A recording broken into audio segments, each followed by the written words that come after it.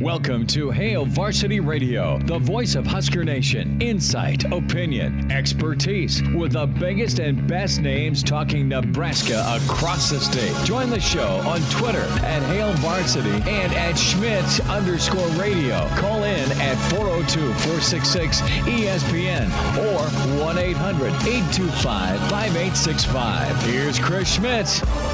Thanks for hanging out. Welcome into Wednesday. It's Hail Varsity Radio, presented by the Nebraska Lottery. Chris Schmidt, Elijah Herbal. Hope you're doing all right, man. We got a ton to talk about here with Scott Docterman's story out of The Athletic. And what will the Big Ten do with this schedule, the future of the football schedule? I have some ideas, and they're not fabulous, but I think they're kind of tasty. We'll dive into that.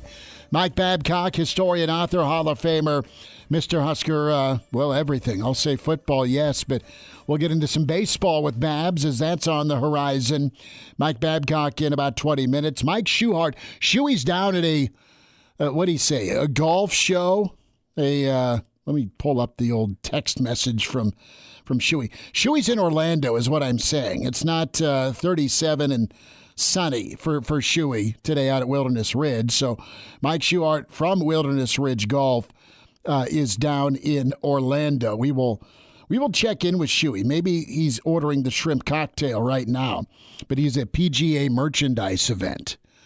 We'll see if he can't bring us a couple of good-looking Wilderness Ridge Golf 3/4 zips, because apparently, per my wife, that's all I own. And I just like, yes, you do.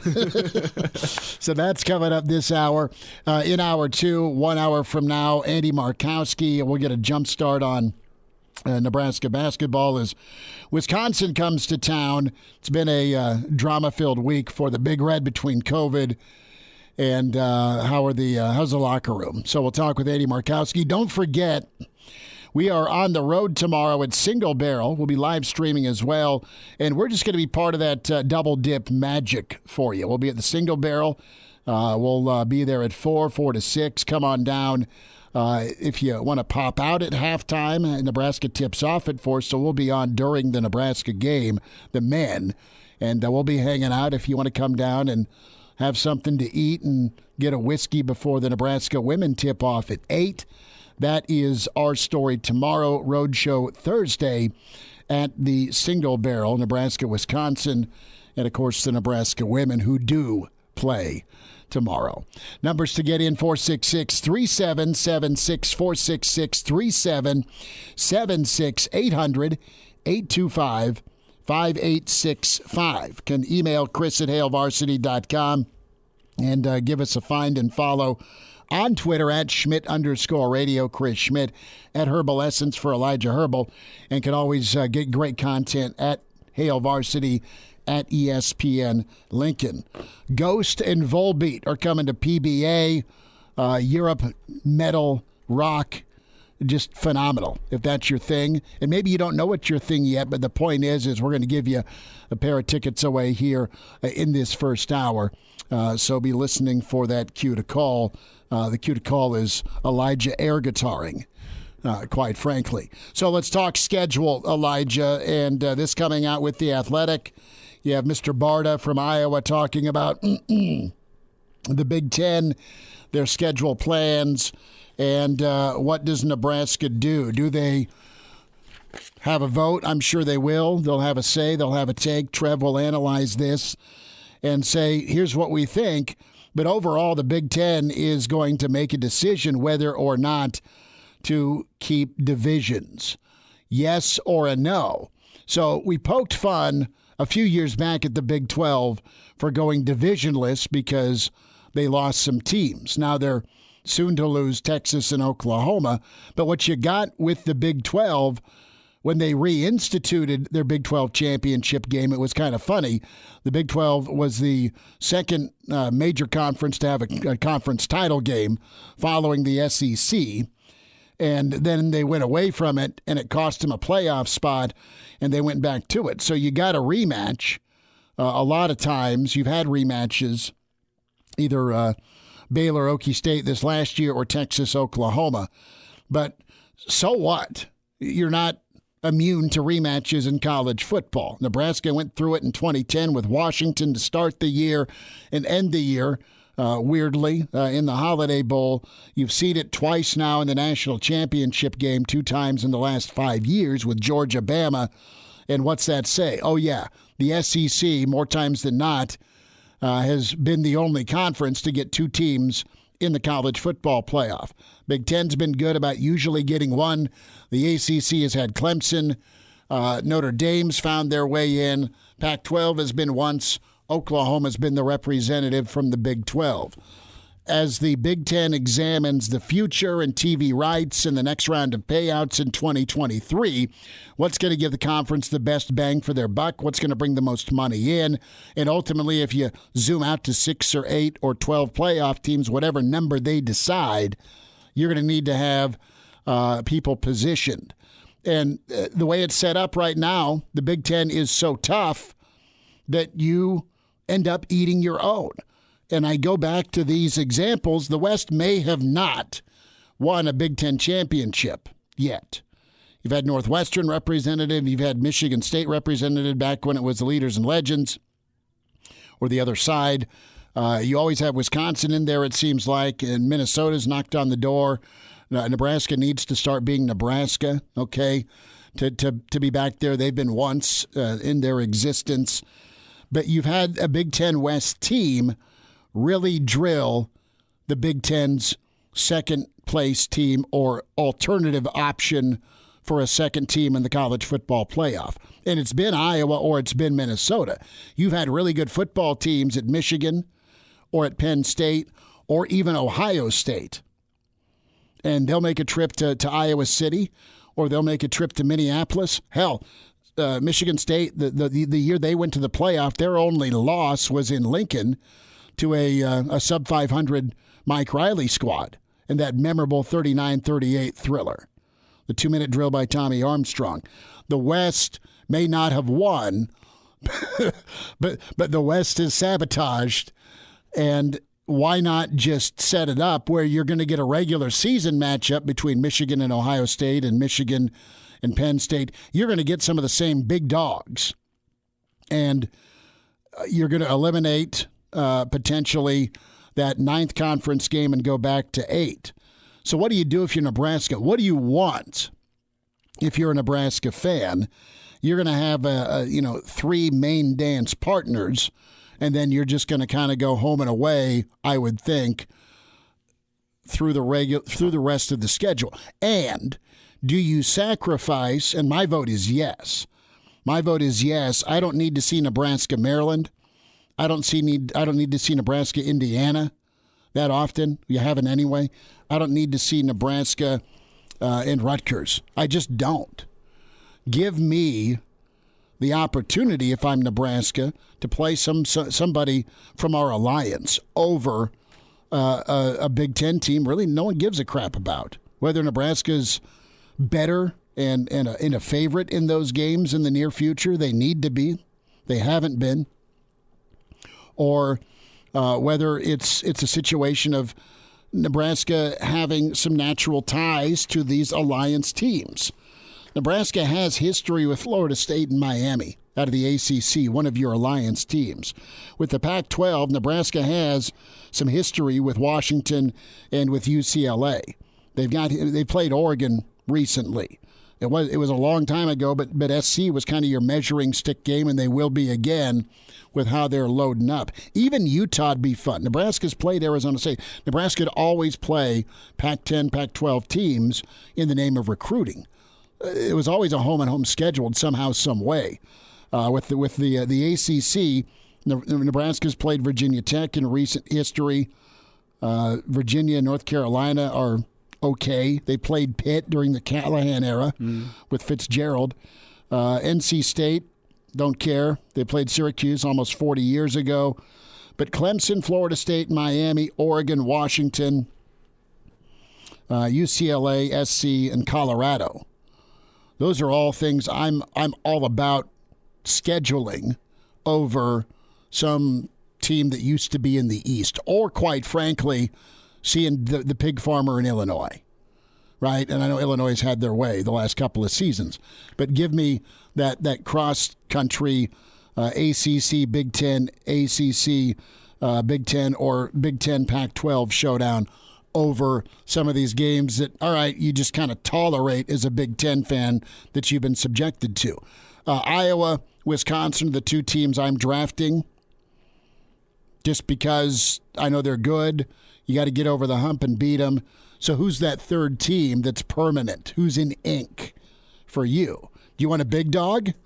Because of TV ratings, you're likely going to get scheduled to see a Michigan or an Ohio State or a Penn State or a Michigan State if you're Nebraska because of your brand, not because you've been winning. But Nebraska still, because of their brand, is in this conversation. There's still eyeballs for TV sets. And with these three teams that would be the locked-in matchups every single year, I want 3 games that are drivable for Nebraska fans.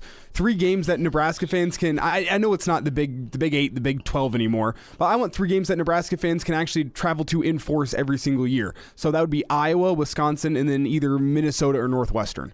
Which are 3 teams that are all in the division, but they're 3 teams that Nebraska has had good away attendance at, and Nebraska fans have enjoyed going to those games. Those are the 3, or I guess the 4 that make the most sense to me. I guess we would see which 3 would come of that if this scheduling change even does come about, because it kind of seems like it's a little bit contingent on what the college football playoff were to do down the road if they were to expand to either 8 or 12. It sounds like if they stay with 4, the Big Ten's going to stay with their more traditional scheduling. Yeah, and... Listen, from a TV standpoint, this is a high wire act, Elijah, because you need to schedule your showcase games for Big Noon Kickoff or for CBS, who will have the rights to some Big Ten games for some magical night opportunities, okay? You want to do that, but you also need to, in the name of protection, if you're up to 8 teams, you want to get Ohio State and say you have an 11-1 Wisconsin in. Say you have Nebraska that's a really good 10-2. You want to be, or pick somebody aside from Ohio State and Michigan. I mean, listen, who did Michigan State lose to last year? They got drilled by Purdue. Right? Purdue was pretty good. They turned out to be pretty good last year. But I know Sparty got embarrassed. That would have probably kept them out of the playoff anyway. The point is they were top 10 good all of last year. They proved that. They had their one big win against Michigan. They got drilled by Purdue, and then they got drilled by Ohio State. But the point of it is they don't stub their toe against a Purdue because it's that 9th conference game. It's that 3rd crossover team. You have an 11-1 Michigan State team knocking on the door. You have an 11-1 Michigan team that's part of the conversation. They're only lost by 4 on the road at Sparty. And then you have Ohio State, who is a way better and different and tougher football team by the time they figured things out after Oregon. Michigan was rolling. They were the better team. They were more physical. But Ohio State was still really darn good with an 11-2 season this year. Well, and let's also discuss the aspect here that one of the bigger parts of this is to be cutting the conference slate from 9 games to 8 games as a part of because the SEC's at 8. Because nobody else really in the country has followed. I think the Big Ten thought more conferences would follow and go for the 9-game slate, but look at how it affects teams. Ohio State stubbed their toe early in the season against Oregon, against a non-conference opponent in that non-conference slate, but it's early in the year, and they were able to rebound and come back and still be in the college football playoff talk all year long because people went, it was an early loss. It was an early loss. And you can get back to that with this ACC Pac-12 alliance, where if you stub your toe against that team, it's okay because you still have a full 8-game conference slate to make things right. Well, and quite honestly, it's head-to-head. Push comes to shove with this alliance. If it comes down to a team out of the Big Ten getting a second team or an ACC team getting a second team or a Pac-12 team getting in, you'll have head-to-head options. Mm-hmm. And listen, you'll have a measuring stick for how good each conference is, essentially. What you're going to have to do is balance this. You're going to have to probably schedule, if you're Ohio State, one game against Wisconsin, Iowa, Minnesota, Nebraska from a brand TV standpoint. You're going to still keep 2 out of your 3 big dogs between you're going to always keep Ohio State, Michigan. But if you're Ohio State, you're probably still going to get Michigan State or Penn State, one of the two. And then with this alliance. Ohio State's going to probably get paired. I don't know if they're going to ask for Clemson and Michigan and Penn State and on the road at Iowa all in the same year. But that's how it's going to work out a lot of cases. And if you're Nebraska here, take Wisconsin, take Iowa. I like your drivable take. I think Minnesota makes sense. That's kind of been the death triangle to end November anyway. But I'm Nebraska. Give me one of the names out of the East, because that's who you're chasing, and that's who you eventually got to start beating to get back to being more than just a brand. Okay, you got to be relevant on the football field, and that's take your cracks against Michigan and Penn State or Michigan State or Ohio State. I would hate Nebraska and Ohio State being a paired matchup. I know they're the marquee matchup. Been. But it draws the eyes on TV, and it really does give Nebraska a measuring stick every single year. Well, Nebraska's non-conference moving forward. You have Oklahoma next year. You have two in Boulder. You have Boulder, and then Colorado and Lincoln in 2024. Tennessee is on the horizon. Oklahoma again. Arizona. You drop in Cincinnati in 2025. So there's been some non-conference work done already on Nebraska's part. How does it play out with the ACC and those options? Mike Babcock's on the way. Hello, listener. Hey, it's Chris Schmidt with Hail Varsity Radio, and I wanted to let you know about a special deal just for listeners of the Hail Varsity Radio Show podcast. We're offering $10 off the annual subscription price of $29.99. That means that you, for less than $20, can get everything we do. 10 issues of our monthly magazine, our annual football yearbook, and all the premium content we produce at HailVarsity.com. Just go to HailVarsity.com/subscribe and enter in the promo code GBR for $10 off a full year of Hail Varsity. That's HailVarsity.com/subscribe, promo code GBR. And we're back Fellas, think we could listen to the radio on Hail Varsity Radio, presented by the Nebraska Lottery. Yes! That's awesome! Thanks for your time. Hail Varsity Radio, presented by the Nebraska Lottery. Chris Schmidt, Elijah Herbal. Mike Babcock with us from Hail Varsity Magazine, HailVarsity.com, at MD Babs. On Twitter is where you find him. Mike, I'm kind of smiling here about this potential no division Big Ten football. How do you feel about that? Well, I think, let's see, now, I think it would work better if you had 16 teams. Are they planning on adding a couple? I don't know. I just know that what Scott Docterman reported is that they're kind of in wait-and-see mode here with what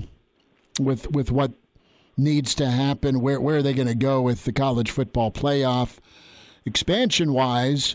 And, the goal is to get as many teams as possible into the playoff from your conference. You've got an alliance already with the ACC and the Pac-12 where you're probably going to drop from 9 to 8 league games because that's what the SEC does. Why kill yourself with that extra game? It's cost the Big Ten a potential second team with some of those upsets over the years. Theoretically, you can go back and point to a really good 11-2 team. Would they be more persuasive at 11-1 had they not got rocked in Iowa City on a night game in October? I think of the Penn State or the Ohio State or even Purdue this year against Michigan State. The West may not have won the league yet, but the West has had some people come up and bite some of the big dogs. It's just interesting to balance the matchups people want to see, where you're going to have 3 permanent teams on your calendar, and then you're going to kind of run through the rest of the league to fill out your schedule, while sprinkling in what non-conference you've scheduled and having an alliance matchup, either someone from the ACC or the Pac-12. Well, and that's why I say if you had 16 teams, because like you were talking earlier, okay, so Nebraska, the 3 probably going to be Iowa, Wisconsin, and Minnesota, would be my guess. Mm-hmm. And then if you look at it, Illinois, Northwestern, Indiana, and Purdue, that makes a sense there. Those 3 or those 4 could play each other, the 3. But then you got Ohio State, Michigan State, and then you got the Penn State, Maryland and Rutgers. I don't know how you mesh those to have like 3 teams that you play every year that you're locked into because of the 14-team situation. Right, I mean, so you add 2, or you just keep the 2 permanent, and then you run through the rest of the schedule? I guess. I mean, I don't see any other way to put it together unless you want to keep divisions and just go to 8 conference games like the SEC does, and then play some directional state universities to get some wins, schedule a couple of wins, and then with the with the setup with the ACC and the Pac-12, then mix in a couple of those. That would make sense to me, but dumping the 2 divisions when you have 14 just doesn't, and you want to play 3 teams every year, just doesn't. I don't know how that works out. I don't know how you put it together. And if you don't expand the playoffs, then I go back to what I've said before. If you don't win the conference, you can't be in the playoffs, and you have to make some provisions for independents like Notre Dame. But I just don't think that with only 4 teams in the playoffs that you could have 2 teams from one conference in those playoffs. It just doesn't make sense to me. I mean, what's the logic behind it? I know they say, well, we got to get the best teams in the playoffs, but it's all opinion. I mean, it's and if you take the conference champion, there's no opinion involved in that. It's clear cut. You won the conference, you're in the playoffs. If it's a tough conference, so be it. That's your decision to be in that conference, and it's probably a positive if it's a tough conference. Probably helps you in recruiting and a lot of exposure or whatever. But when you get to the playoffs, and I know how the playoffs went this year. Obviously, Alabama and Georgia were the best 2 teams in the country. I don't dispute that. But the unfortunate part of it is I don't think one of them should have been in there, only the team that won the conference, and that would have been Alabama. Michigan's echoing your thoughts. Yeah, well, you don't get a second chance, I don't think. That's the thing. What's the purpose of the conferences then? Let's just play a bunch of games, and then we'll have this committee pick the 4 that should be in the playoffs. I mean, winning your conference needs to mean something in the playoff situation, and you've only got 4 spots available. And maybe you have to win your conference to be in there. Maybe Notre Dame has to make a decision, or whatever. I guess it does create a problem with the service academies too, but I just think that you have to win your conference to be in a limited playoff the way it is set up right now. Well, you're going to get playoff expansion. I just don't know if that turns out to be 6 or 8 or more. Probably 6 or 8. Notre Dame right now gets to moonlight with the ACC to fill out their schedule.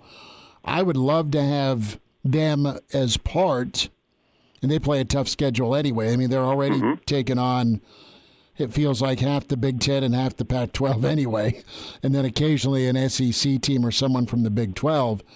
But I'd love to have Notre Dame as part of that alliance option. I'd love to see Nebraska Notre Dame again. I'd love to see Ohio State Notre Dame.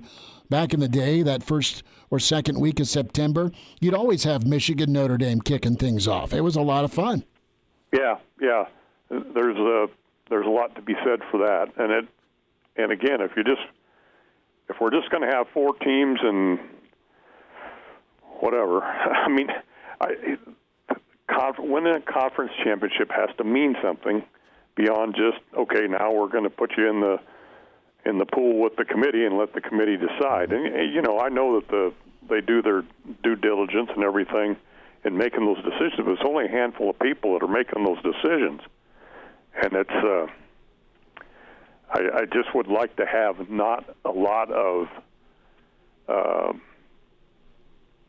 people making those decisions. The decisions should be made on the field within your conference of who's going to represent your conference. Now, like you said, if you expand it to 8 teams, because I think you probably need to do that, because I don't I don't think that it's a good idea. I don't think it's a good idea with the NFL either, that the team, the best team has 1 week off while everybody else plays, although the 2 teams that had the week off both got beat in the NFL playoffs. But I don't think that should be the case in any kind of playoff. So if you're going to expand it, go to 8.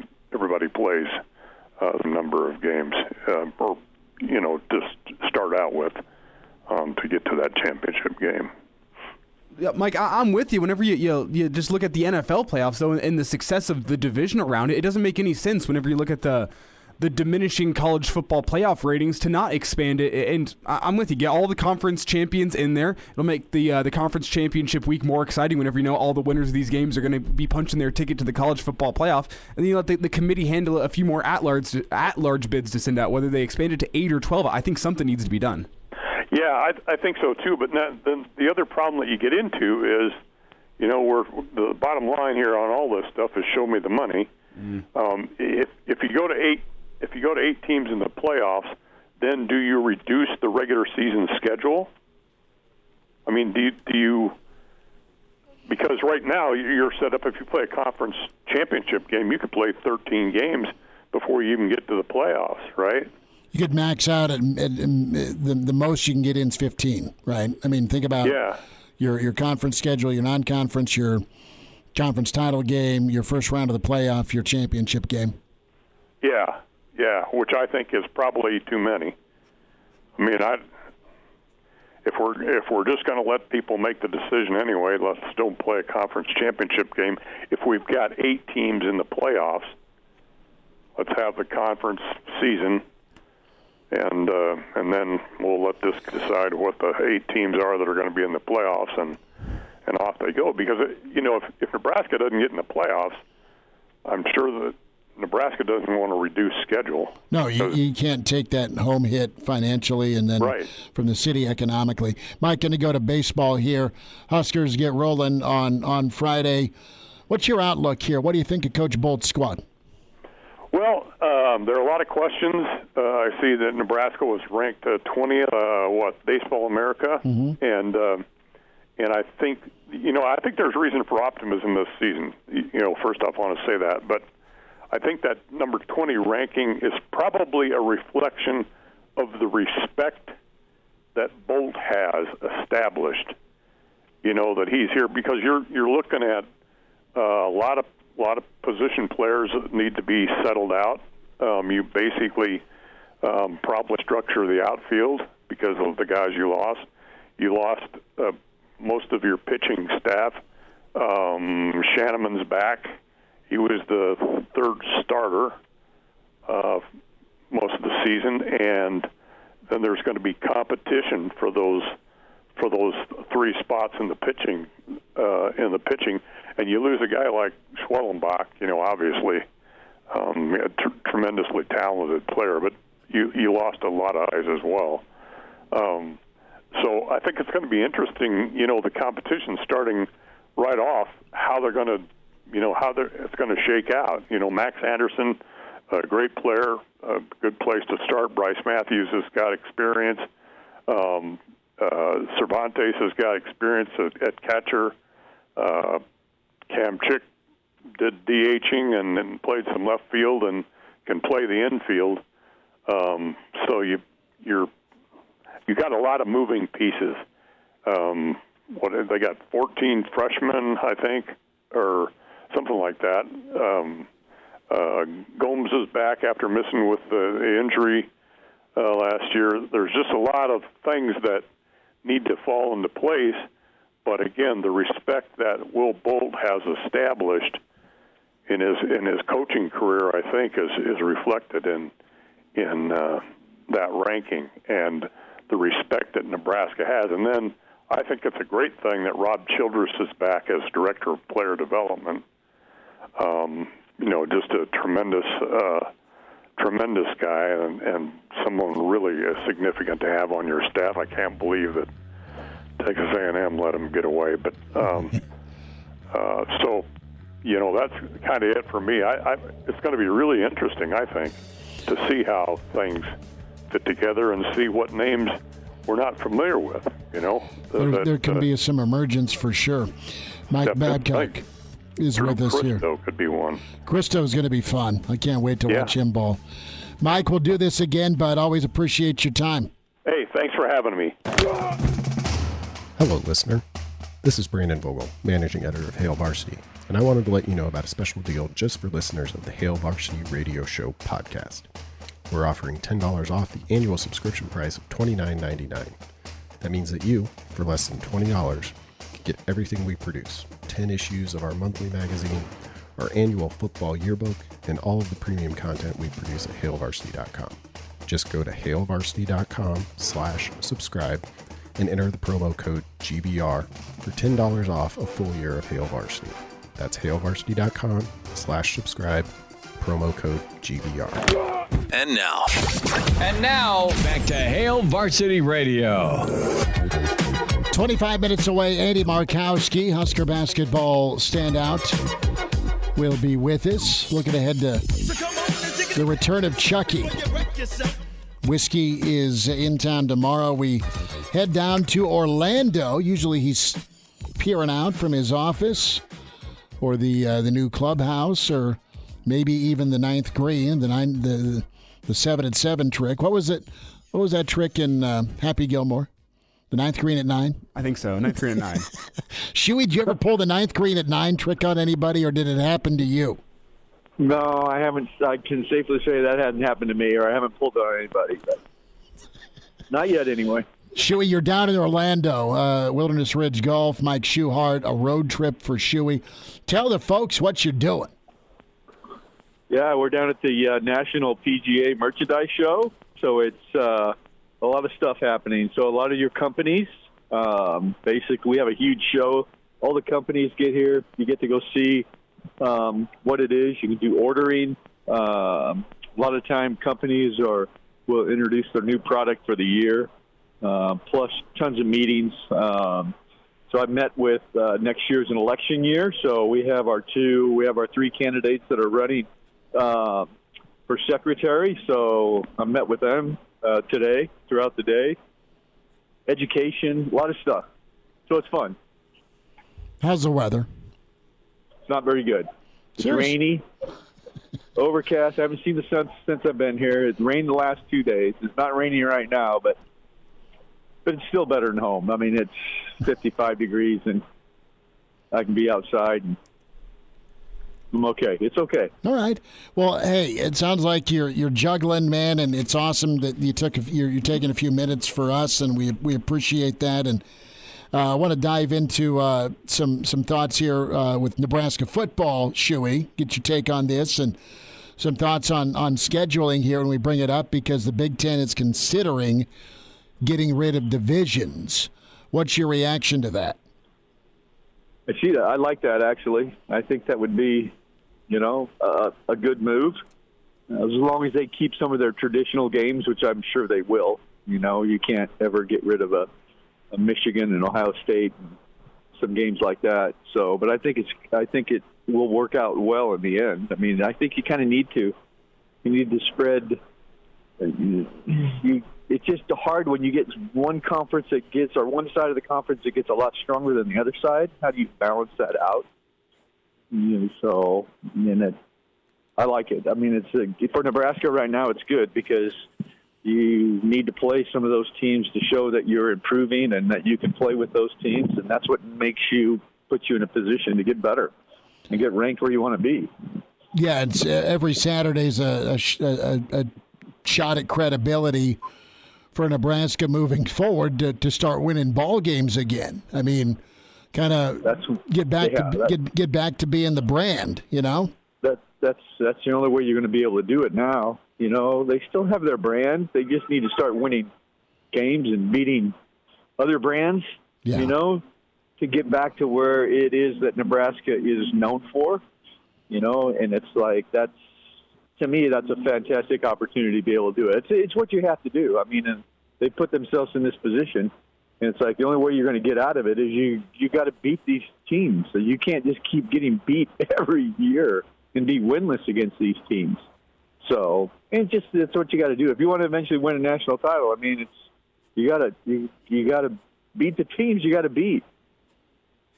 Mike, so, I want to get your take on if this were to go through, who Nebraska's 3 teams would be. I mean, more of a question of who do you think Nebraska's 3 biggest rivals are in the Big Ten? Who do you think are the 3 teams that Nebraska should be playing every single year, just for bragging rights? I think we got to put Iowa in that conversation, but I just want to get your take on what the other 2 teams would be. I think you have to have Wisconsin in there, no question. And to me, it's a toss-up between Northwestern and probably Minnesota. Only Northwestern because it always seems to be a very entertaining game. For whatever reason, it's always something crazy happens in that. So it's kind of made itself a rivalry game just because of how the games have turned out. And Wisconsin, that's just a team that you have to beat. I mean, they've put themselves in a position to be the leader in that division, so it's like you have to beat that team if you want to get there. And then Iowa, too. Iowa's got to be a natural kind of rival. I think Iowa's rivalry against us is a little greater than ours for them, how we look at them. But well, I'm sad that you didn't say you want to see Maryland every year because I know you like crab cakes. But I get it. I get it. The other thought, too, with this story is trading that 9th conference game for a more juicy matchup with your alliance partner, ACC or Pac-12, and give me Nebraska versus the U. And I know that's not necessarily a winnable game, but I'd rather see that opportunity than Nebraska versus Maryland or Nebraska versus Rutgers. No question. I mean, and again, like I said, I mean, you can't be afraid of that. You have to have that. You got to relish that. Because if you can accomplish those things, then you pretty much know where it's going to put you. I mean, that's one of the nice things about being in the conference is that you're pretty much, if you can run out the conference and be undefeated, you are going to be in the title game, no question. That's just the way that it is. So it's like, what a great opportunity to be in. It's not easy to do by any means, but what a great position to be in and kind of know what you have to do to be able to get where you want to get. Now you just got to take care of your business. Well, and got to protect your teams too, and you'll have a chance for the Big Ten title game to have an assurance that the winner gets in and maybe second place gets in or third place gets in, if they expand this playoff to 8 or more. No question. I mean, that's the exciting thing about being in the conference is that if they expand the playoffs, you're going to get one team in for sure, and most likely you're going to get at least 2. Sure. So it's like going into the season, 2 teams are going to make it into the playoffs. That's almost a guarantee. So it's like, and you know what you got to do to be able to get into the playoffs. Once you're in the playoffs, then anything can happen. Shuey, let's talk golf here. Got a couple of minutes. Mike Schuart, Wilderness Ridge Golf. Shuey's down in Orlando at the PGA show.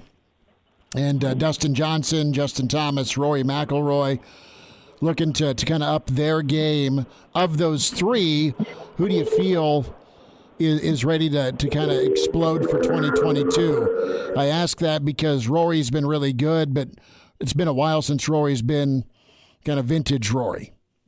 That's who I'm looking at. I get a little leery to say that because, is he still hungry enough where he's at to want to get there, majors?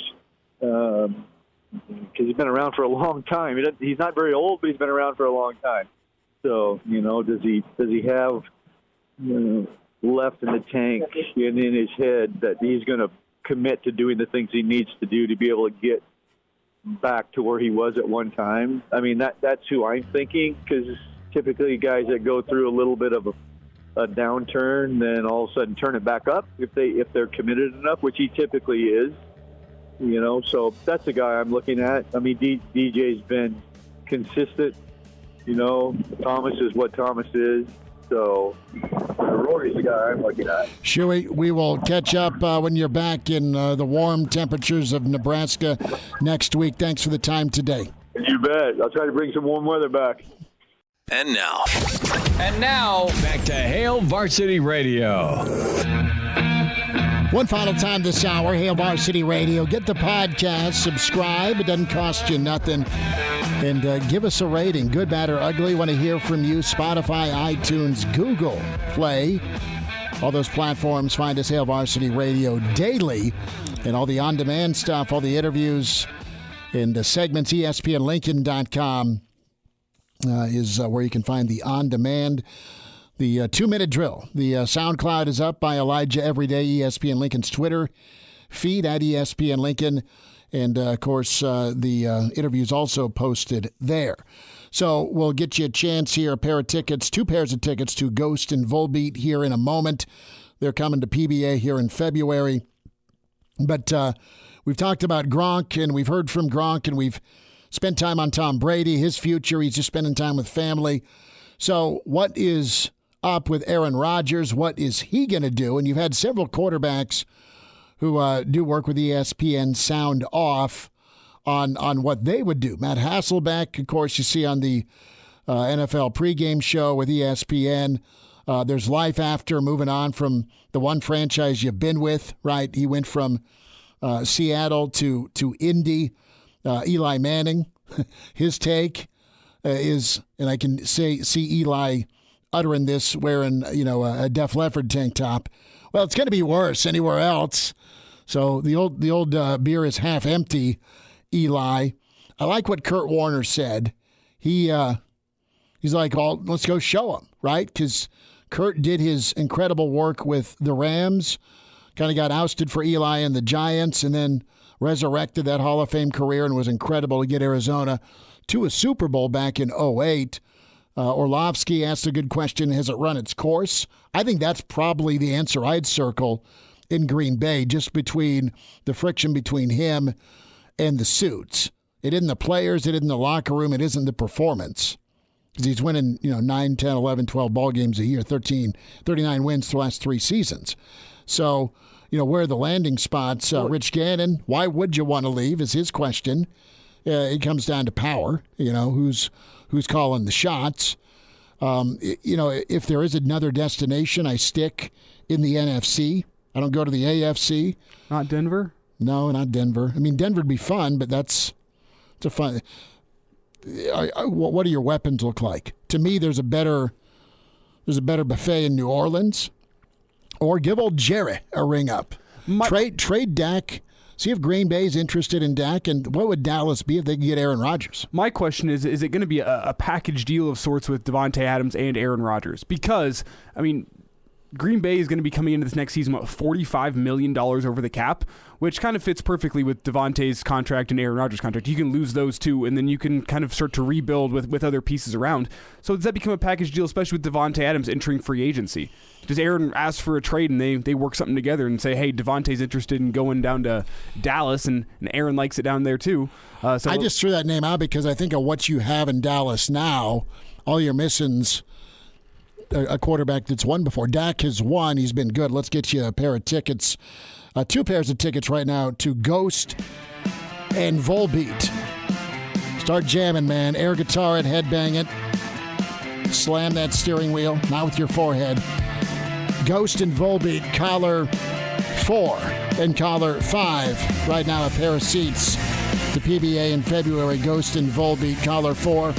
Caller 5 right now at 466-3776. 466-3776. Caller 4, caller 5 right now at Hail Varsity. Pardon the interruption, but I'd like to save you some money. Hey, it's Chris Schmidt with Hail Varsity, and I wanted to offer listeners of this podcast $10 off the price of an annual subscription. That means that you, for less than $20, can get everything we produce. 10 issues of our monthly magazine, our annual football yearbook, and all the premium content we produce at HailVarsity.com. Just go to HailVarsity.com/subscribe and enter in the promo code GBR for $10 off a full year of Hail Varsity. That's HailVarsity.com/subscribe, promo code GBR.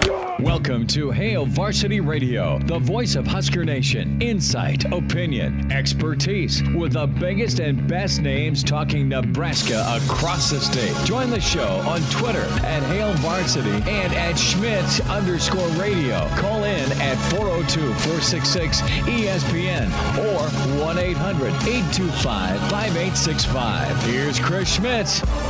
Thanks for spending time. It's Hour 2. It's Hail Varsity Radio, presented by the Nebraska Lottery. Some thoughts on the recruiting trail as Nebraska tries to close in on that second signing day 1 week from today. We'll go there next hour. How are the NFL draft gurus looking at quarterbacks with this past crop of QBs that have delivered and over-delivered in the postseason? We'll get there in 25 minutes. Andy Markowski with us now to talk some Big Red basketball, the pride of Ord, Husker basketball standout. And at Markowski_Andy is where you find him on Twitter. Andy, how's the week, man? What do you know? Not a lot, Smitty. Just a little basketball and more basketball. So good time of the year.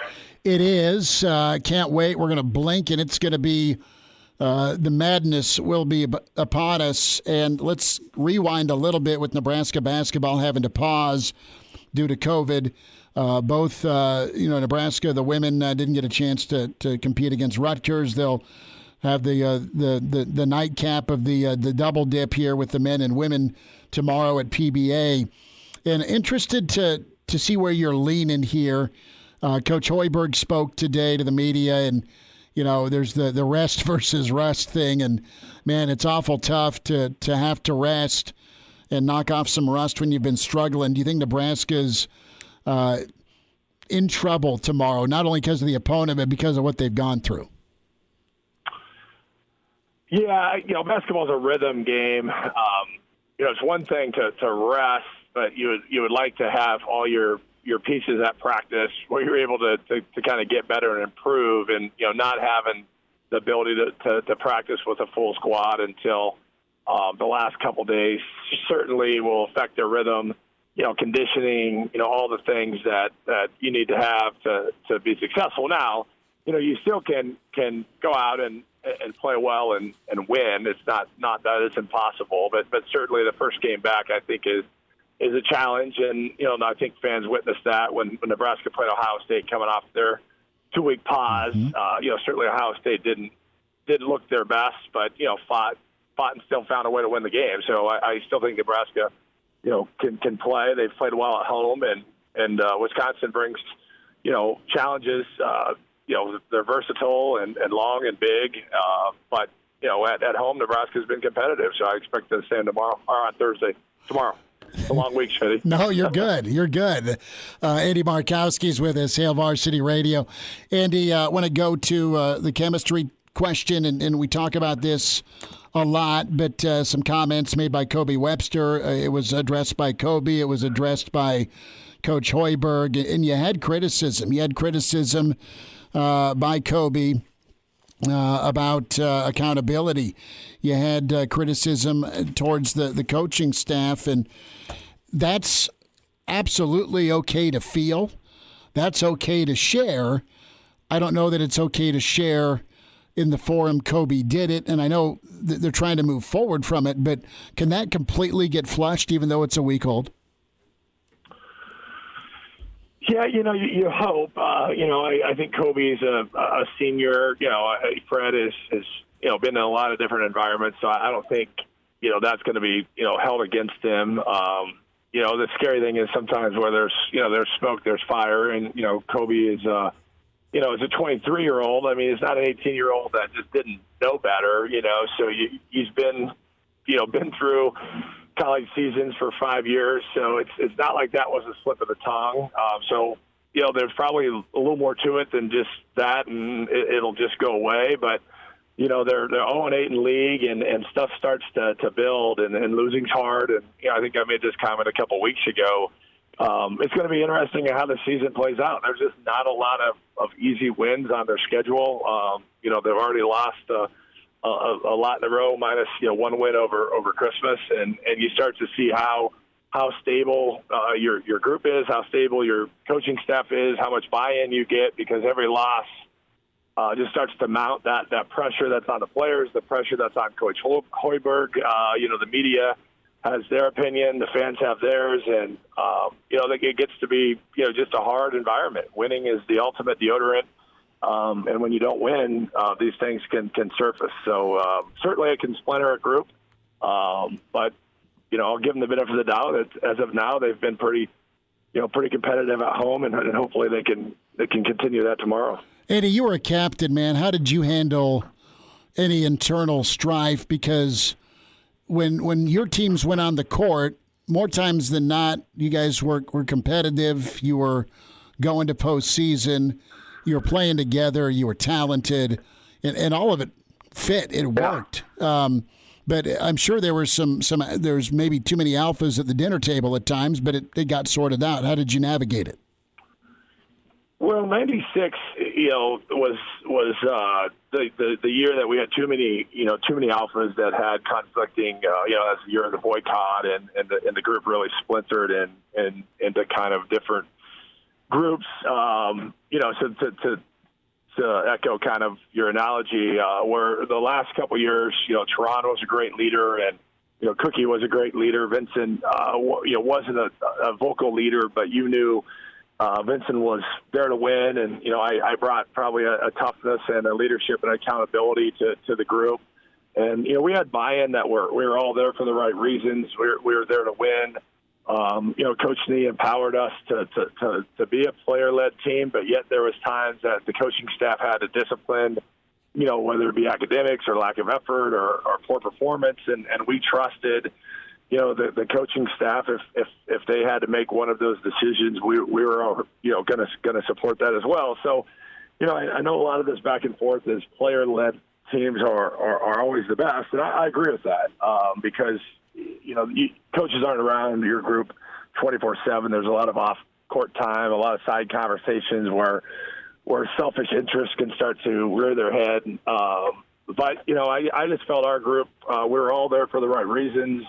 We were all involved in the recruitment of other younger kids, and we were able to kind of be a part of that process and let them know what it's like to be at Nebraska and what we were about. So you try to control the culture a little bit when kids are coming in, what to expect. So I think all those things played into, not that we had great teams, but we had competitive teams, and I thought played hard and finished in the top half of the league. And, I think leadership was part of that. Andy, do you think there's going to be more? We've seen Fred do more hands-on with the offense, right? When Nebraska was struggling and there wasn't a rhythm and there was some bad shots being taken, you saw more. It was about 6 or 7 games into the season where you saw Fred start substituting. Okay, guy took a bad shot, step back, heat check, whatever. It's time to come sit by me if it was, kind of a momentum killer. Do you see Fred and his assistants maybe being more hands-on if there's some question? And I don't know, I'm not in the locker room, but you got to make the judgment call as a coach, as the leader of the program, if the team's mature enough to be player-led. And if it's dicey, you got to kind of be hands-on yourself. Do you think that adjustment may have happened over here the last week or two? Well, I think bench is the ultimate, play hard, play better when you have to sit. I mean, that's the one thing coaches can control that hurts players. I think, my own opinion, I think Coach Hoiberg, might have underestimated, how talented this group was, and he let maybe some of those things slide early, thinking, hey, I don't want to, pull a shooter. I want him to play with this, extreme confidence, and we want to recruit kids to, sell them on how autonomous, you can play in his system, and that didn't work, right? I mean, we all saw it. So you have to, when your players, can't figure it out, you have to start to hold them accountable and pull them out. The thing that Fred has ran into is with injuries and some different things that have happened, it's not like he's 10 deep where you can just start to plug and play somebody if they're not playing well and go to the backup. They've lost a little bit of depth through some of these injuries. which makes that harder to do, right? You want to keep your best kids out on the court. But, yeah, I think Fred, since Christmas, has held this group to a much higher standard with shot selection, with physicality, with effort. But, mid-season, was it too little, too late? And, could have they maybe got off to a better start and won some of those non-conference games? Had he done that sooner? I don't know the answer to that. But yeah, this group is too young to have all that be on them. And I think Fred has recognized that and has started being just a little bit more accountable to how they need to play to be competitive and have a chance to win, and that's a little bit more controlled. Yeah, I was going to ask you about that too little, too late comment, because you have seen some progress since Fred has put his fingerprints on the team a little bit more, if you'd like.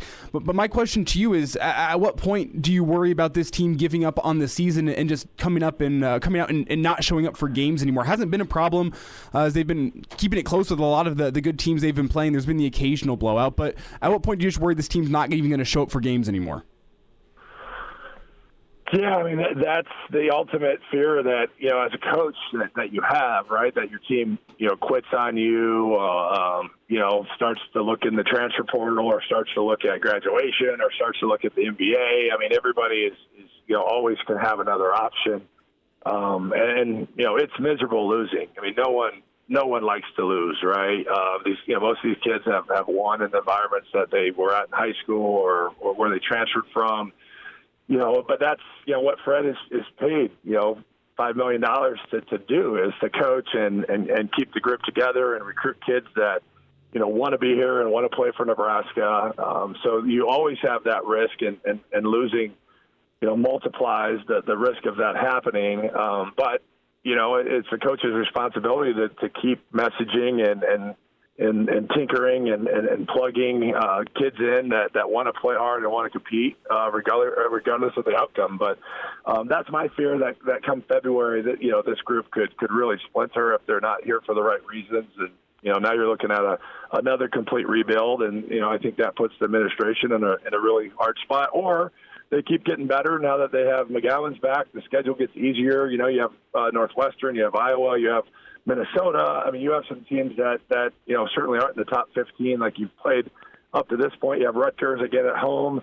So the schedule, shifts a little bit in their favor where it gets a little easier. And, maybe they start finding some wins, gains confidence, and the season plays out a little different than what maybe people think.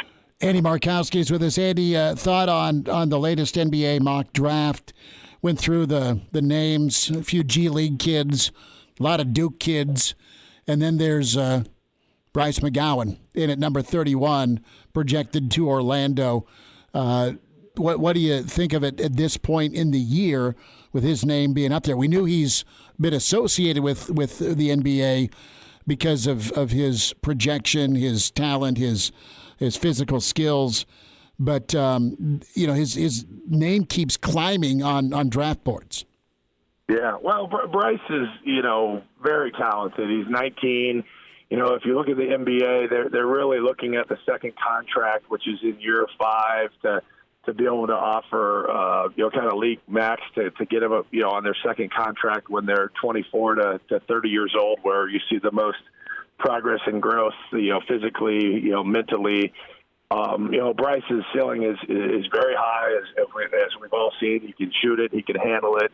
He needs to get stronger. Everybody sees maybe the lack of lockout or lack of defense, and those things, come in time. So, he's very talented. He's had a huge impact in the Big Ten already as a freshman, which is hard to do. Speaks to the level of talent he has. I've kind of lost some of my NBA contacts, Trey Williams, Scott Howard, so I'm not in that circle as much, as those guys are now retired from kind of their NBA roles. So I don't have, some of that inside information anymore. But that doesn't surprise me. I think if he decides to go, he would be a draft pick.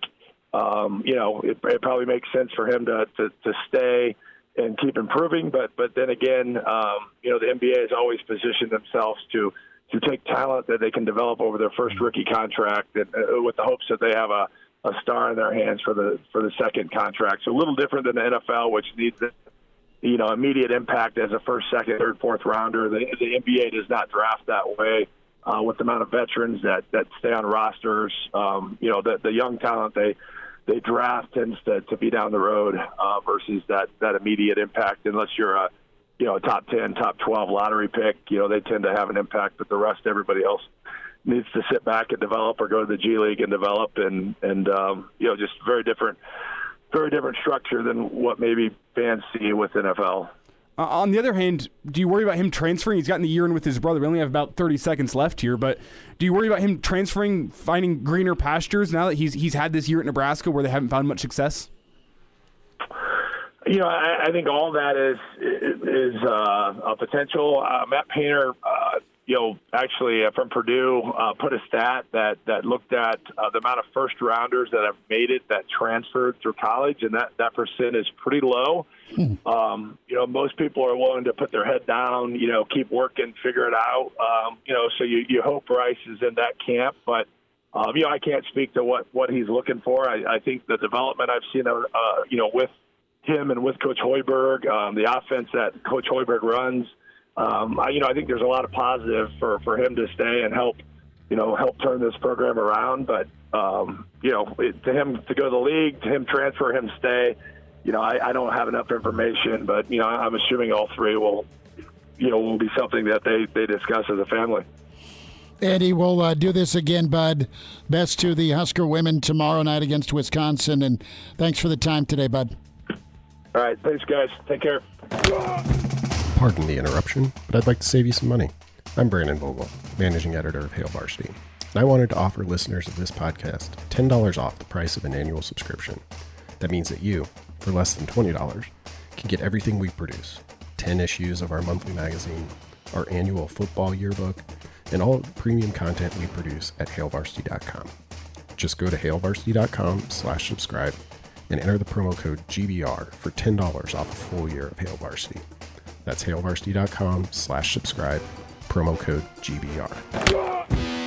Chime in 402-466-ESPN or email the show, Chris@hailvarsity.com. Just try me.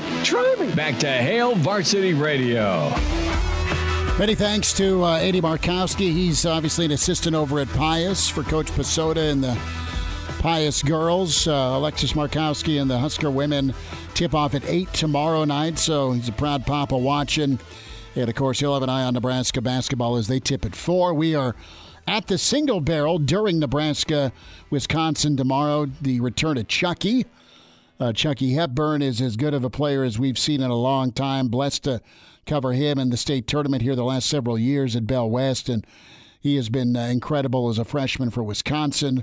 A lot of Nebraska fans wish he was wearing a different red, and Chucky's just been a treat. That Wisconsin team's really, really good. It was a bloodbath last night in Champaign as Illinois, without Kofi and their second leading scorer, Frazier, kind of willed them to victory over Sparty and Izzo in a tight ball game, 1-point win. But the Big Ten's been really good. Illinois is atop the Big Ten.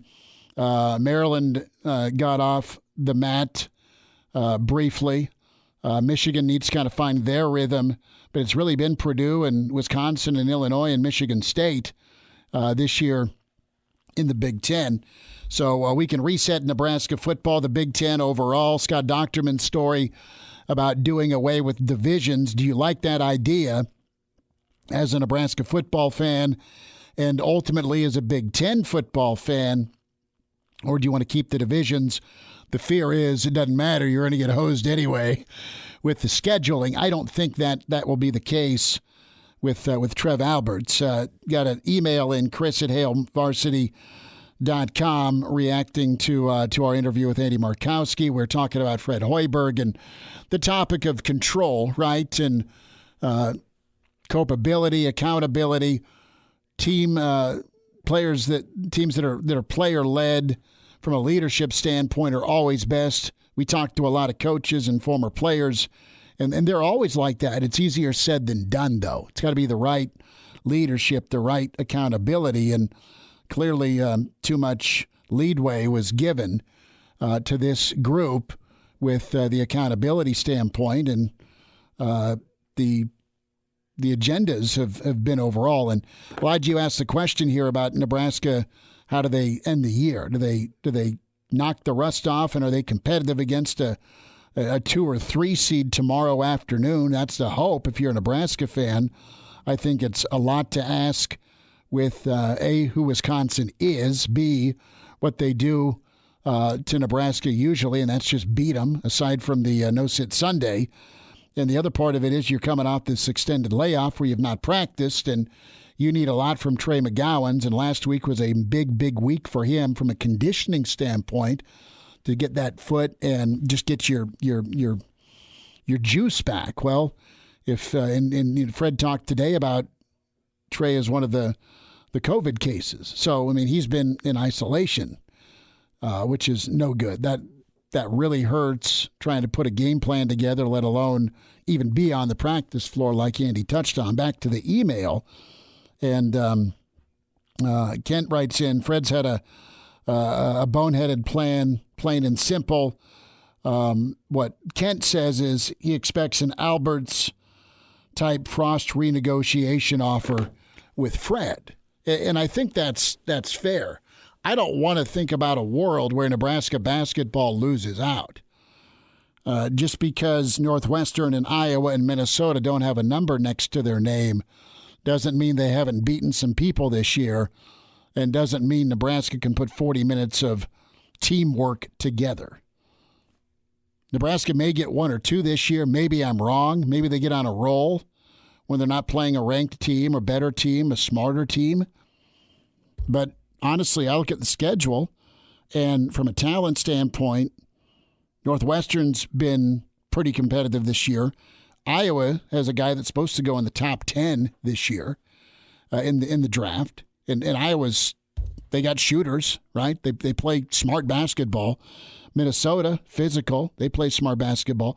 Nebraska's biggest problem, aside from not hitting shots, has been their ability or want to play together.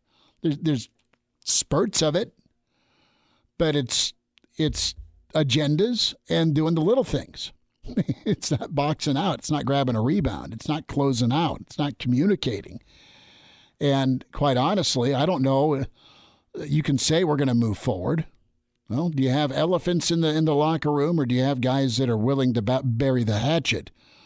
And quite honestly, when you get to this point of the year, and if you're sucking, I'm going to go get mine. That's a common response. Well, we're not going to. There's nothing to play for. Ooh, yay! Let's get a win or 2 in the Big Ten. We're not going to postseason. There's no dancing. We'll be watching the dance again. I'm going to go get mine and try and get some money. Period. That won't go away. It'll only grow and intensify. So this is key. This is so huge for Nebraska to come out with all this adversity. And they've been a team that's not handled adversity well. Plain and simple. There are some certain cases on the team where guys have handled adversity well. I think Trey Mcgowan is a guy that is absolutely stand up and can handle adversity, has handled adversity. He does the little things. He gives great effort on both sides of the ball. I think Derek Walker's the same. But you got a guy in Webster that is talented, and he's a sixth man. And from a decision-making standpoint, he's a guy that's really, quite honestly, and his role is to come in and be offensive, right? I mean, he's a scorer. He's good at it. But he has, at times, not been perfect, and that's okay, where he's one of the guys taking some questionable shots if they don't go in, right? I mean, so, you know, it's tough to hear him call others out when he's one of the guys that you could argue are taking some tough shots. Yeah, and maybe I hope everyone got together, COVID or not, and kumbaya'd and cleared the air, and I hope they're good. I hope they're good. And that's what I was just going to get into, is this final stretch of the season is going to say a lot about the character of this team and who the guys are all on the team. Whenever, I mean, you look at last season, and you saw that team come together after the COVID pause. They came together and played probably their best basketball this season in those final, 6 games after the COVID pause at the end of last season, if you remember. So, well, and who else moved on? Are you asking that rhetorically, or you're asking me? I'm saying who is not part of the equation anymore at one point. Teddy Allen left the team at one point. Yeah. And this is, do you have another Teddy Allen or a Cam Mack on this team? Personality that's causing division. Or multiple. You could even ask, are there multiple? Yeah, are there more than one? And I'd say, yeah.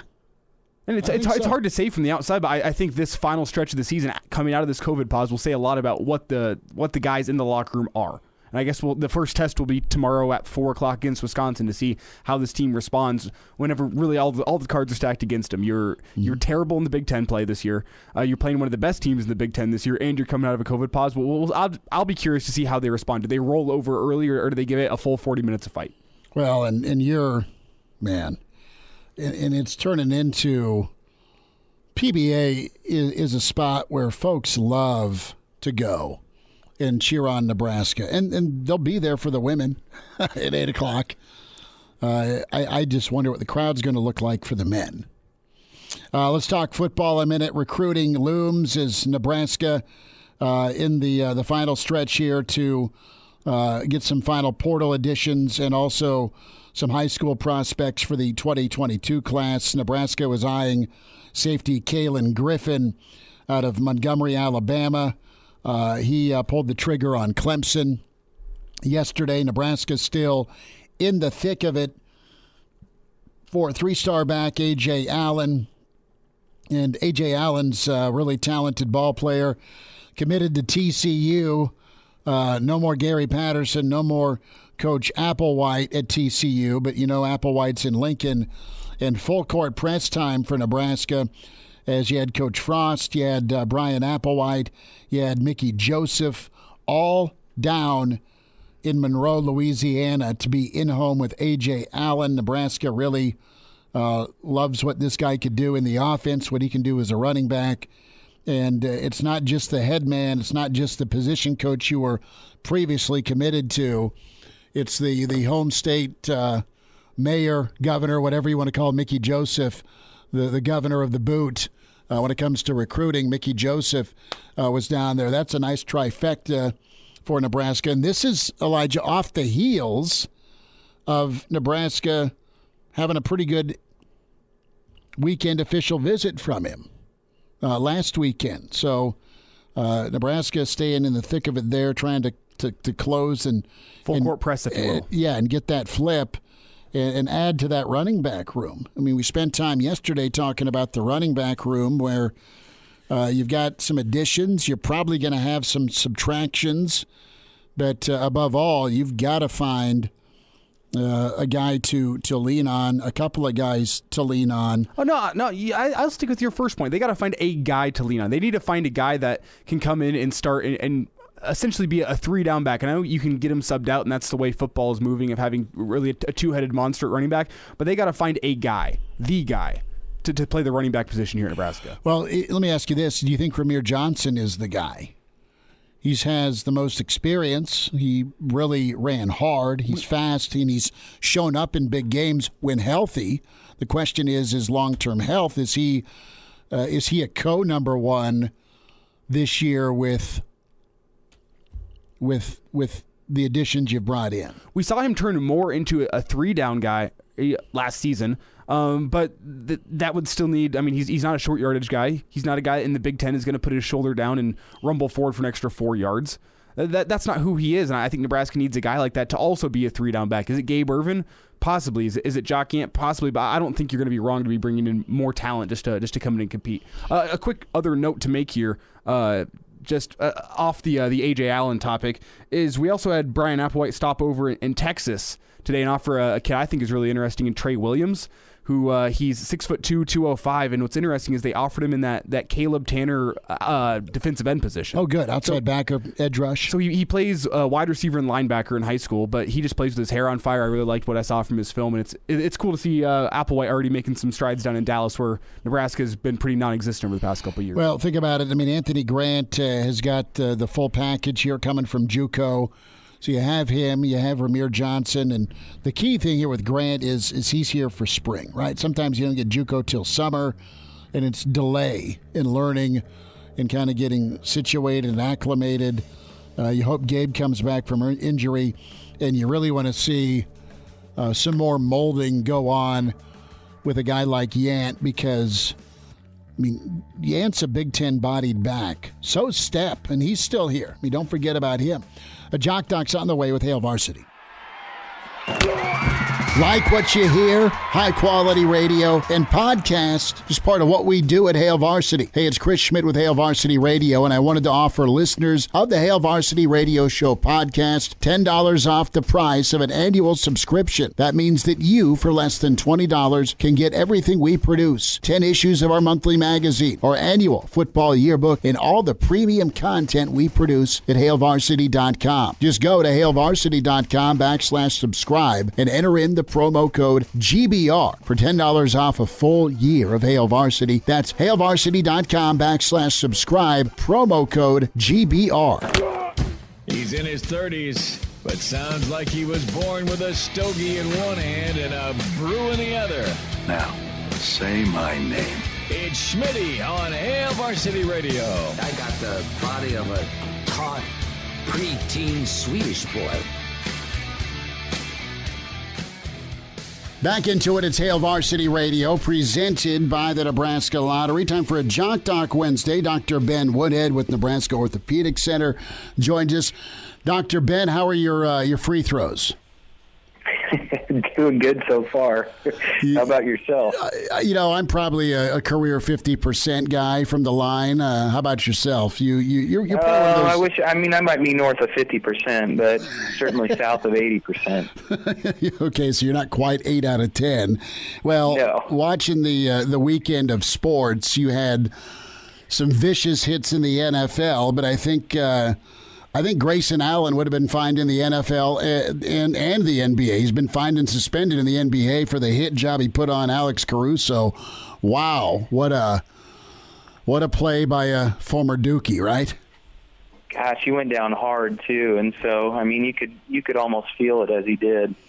Well, getting you caught up here, the Bucks and the Bulls. Grayson Allen, the chase down from around the world, as Grayson Allen and his reputation, as he didn't allow any easy basket in transition to bowl Alex Caruso. Caruso airborne, ripped out from the air, from behind by Allen. And now Caruso's set for surgery with a bum wrist. Dr. Ben, tell us here a little bit here about what Caruso's going through, and as you watched this injury occur, as you watched Caruso land, and it could have been very devastating. We're talking head injury. Wrist is what we're talking about with this flagrant 2 foul. Yeah, when you go down as hard as you do like that on the hardwood, all bets are off. You could hit your head, you could hit your shoulder, anywhere. And so, not that the wrist is any less of an injury, but at some point, you do count your blessings for only having one type of injury in that situation. Now, it's hard to tell. He didn't have much of a deformity, at least looking at the video. And so, there's a couple different bones in the wrist you can break, but he certainly did something severe enough to where he is undergoing surgery this week. And so, a lot of that will depend on what they have to fix. Dr. Ben Woodhead is with us. Jock Doc Wednesday, Nebraska Orthopedic Center. We're talking Chicago Bull Alex Caruso. His injury after Grayson Allen's flagrant 2 foul. When I think of landing after being airborne, and I can only vicariously live, some of us don't get that high towards the rim. You land. Is it just how you land, or Dr. Ben, is it a lot of times putting your hands down to try and brace your fall where you can have the wrist injury? Yeah, so that's kind of the common classic type of way of breaking your wrist is they call it falling on an outstretched hand. And so as the weight is coming down and you put your hands out extended to basically catch yourself, that puts you in a position of risk for breaking your wrist. And so a lot of it is a combo of just the exact type of vector that you fall onto and the way that you actually hit your wrist that puts you at increased chances of basically breaking the wrist. And so that's a tremendous amount of force, especially from that amount of height coming down straight on your wrist to expect not to have an injury. 6 to 8 weeks is the surgery recovery time. Does that indicate to you, Dr. Ben, that this is a air quote normal wrist fracture versus something excessive? Because you can get pretty nasty with the wrist, can't you, when it comes to breakage? Absolutely. There's a lot of bones in the wrist, and so, for his sake, hopefully it's one of the bigger bones where you can essentially fix it with a plate and screws. And much of the rehab and the time frame is just waiting for the bones to heal, which usually takes about 6 weeks. So, as long as they fix that to where the bone is stable, after a couple weeks they can get him aggressive with rehab so he gets his motion back to where after a couple months he's hopefully able to start hitting the court again. Certainly can do conditioning during that time, but using it once he gets his motion, that's going to be the biggest goal. I'm not familiar if it's Caruso's shooting wrist or offhand, but if it is the shooting wrist, is this a concern? I mean, you can recover and you can get back to normal strength, but from a lingering issue or a tendonitis standpoint? Yeah, I certainly think that if it is a shooting hand, that's something to be concerned about. Because as somebody like that who's lights out, if they don't have the full motion, if they don't have the proprioception or the feeling in their wrist that he's normally used to, if he's even 98% from compared to his 100%, is that going to keep him off to some degree? And it makes you wonder. Best case scenario for him, obviously, would be his non-shooting hand where he's just required, play defense and dribble with that side. Probably would be a better option for him if that's what it is. Well, and this isn't career-ending, thankfully. I mean, it was vicious enough that it absolutely could have been. But what you don't want, Dr. Ben Woodhead, is this to be career-changing. You want Caruso to come back the same player, the same guy that is a freak athlete, a really good shooter, dynamic to the rim. You don't want him to have in the back of his mind any lack of confidence. Right, and somebody like that's always your biggest concern, is that is it going to change him? Is he going to be different after a situation like that? And you don't really know. However, as long as he heals and as long as he gets his motion back, mentally somebody like that, you would think that he'll at least be able to function at the high level that he was before, as long as his body allows it. Dr. Ben Woodhead's with us, say Jock Doc Wednesday. Alex Caruso, the Chicago Bull, hammered on that flagrant 2 foul by Grayson Allen. Nebraska Orthopedic Center, a Jock Doc Wednesday. So you've got the walking wounded here with the Bulls, Lonzo Ball, Zach LaVine, Javonte Green. Now you add Caruso to the list here, and Chicago's had a pretty good season. Let's flip it around here to the NBA's rules, and Allen real quick here. Got about a minute left or so. The NBA's done a pretty good job of policing and enforcing, and this isn't 25, 30 years ago when you and I were growing up with Charles Oakley, the enforcer, or Bill Laimbeer. But, man, this kind of takes us back where we're talking about a guy having to get screws and a plate in his wrist potentially. I know. It's just not as common seeing the injuries like that. So, whether they'll actually do anything to enforce it anymore, it's hard to say, but it's something that they'll be watching for sure. Dr. Ben, is this a tough surgery? Is this a tough procedure on your guys' end? Generally not. As long as the bone is just displaced or it goes back together easily, it's a very common surgery that orthopedic surgeons fix, especially a hand and wrist surgeon. So this is a surgery that these guys are doing many times a week, and I would expect that that's the type of individual to have to do the surgery. So as long as it's a straightforward surgery, it'll be a straightforward rehab and a straightforward recovery. Well, Caruso not very appreciative of what Grayson Allen did. Dude just grabbed me out of the air. I don't know what else you can do about it. I'm just glad I didn't have any major scary injuries right away. So get better, Alex Caruso, Nebraska Orthopedic Center. A Jock Doc Wednesday in the Grayson Allen flagrant foul seen around the world over the weekend. Dr. Ben Woodhead with us. Dr. Ben, have an amazing weekend. Thanks for the time today. Absolutely. You too, Chris. Like what you hear?